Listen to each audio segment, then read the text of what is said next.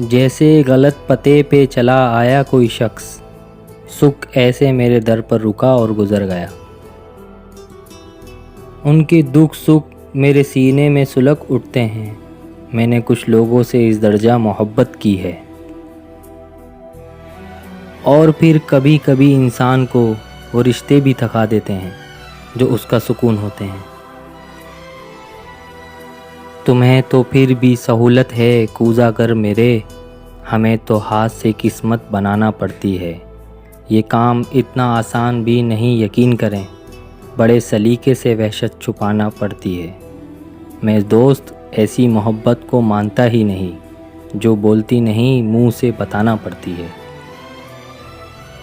जब कोई और दिल को भा जाए तो पिछली मोहब्बतों पर लोग मट्टी डाल दिया करते हैं।